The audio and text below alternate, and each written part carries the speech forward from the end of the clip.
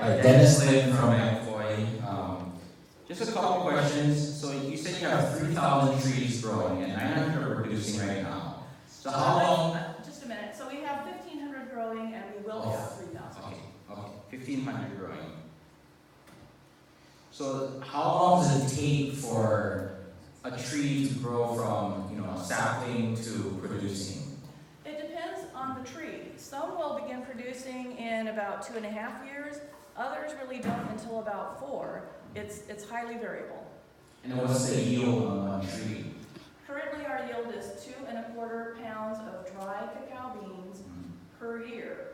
But the trees also vary widely, and it's typical in cacao for 20% of the trees to account for 80% of the productivity. So it's very important for us to gather the data and understand which trees we want to propagate and also track whether or not we're increasing yield or not from individual trees. Okay. So Justin, you and your husband handle 20 acres of cacao trees. Yes, we are. How do you balance between, doing the sales, the production, the growing, the treatment, all that? Are you hiring part-time workers or? We have not hired anyone else yet.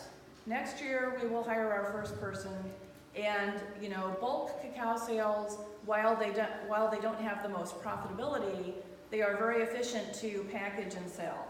So we've already identified enough clients to keep us busy. Our biggest problem is when we go to a conference and we tout Hawaii cacao, we can't provide the cacao. So we really do need to help other farmers get into this so that, we can build up an industry and we can talk to people and say, contact so-and-so for your cacao, for your chocolate bar. And so your market is selling locally or selling to the mainland and globally? We sell both locally and in mainland. We do not sell globally yet. Okay. Thank you. Thank you. I have 2 questions. The first is, what's your 5-year plan for developing a good team? Right now you have only you and your husband. So we will be interviewing people and hiring people, probably looking at people coming out of the college, because we're looking for not just people who can farm, people who are willing to work outside. We're looking for people who can analyze data and operate high-tech equipment with their cell phone apps. So I think we're going to have a reasonable opportunity to hire people because we're offering something other than straight agriculture. Okay, so second question, what your 5-year plan for extending your market to the international consumer market? So international people are coming to some of the events here on Hawaii Island.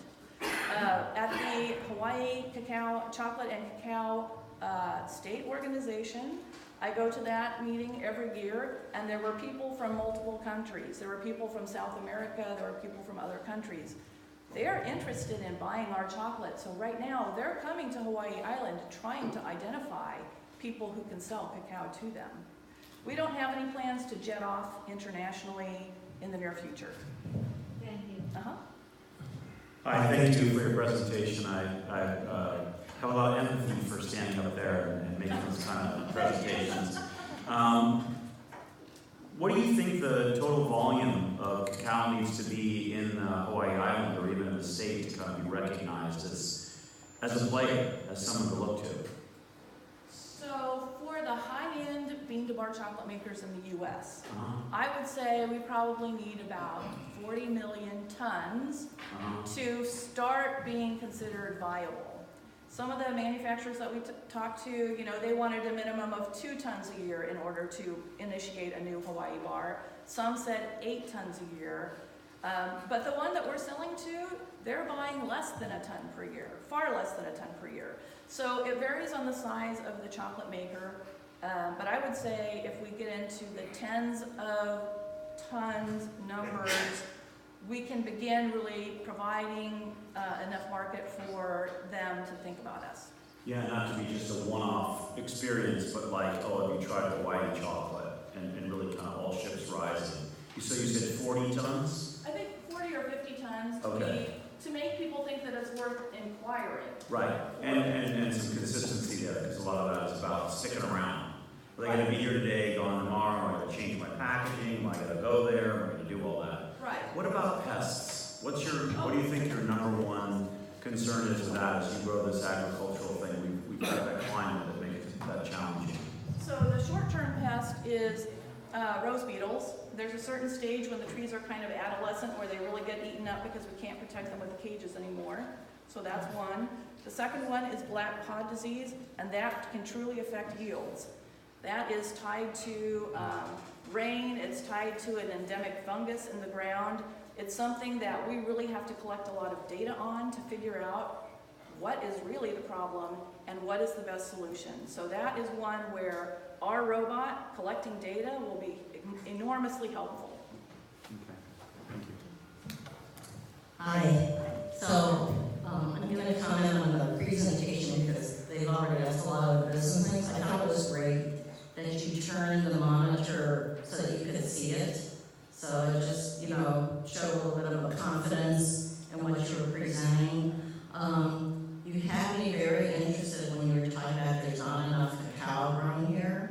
And I thought your pitch was going to be how your business is helping to increase the production of cacao in Hawaii. And then I felt like it morphed. And then I got very confused what you were trying to promote or sell, especially in your market strategy side, because to me, that's like just promoting chocolate, not really promoting chocolate growing. And so I think for the next round that you need to tighten up your slides more and really talk about what's the really importance, which I think is getting more people to grow cacao.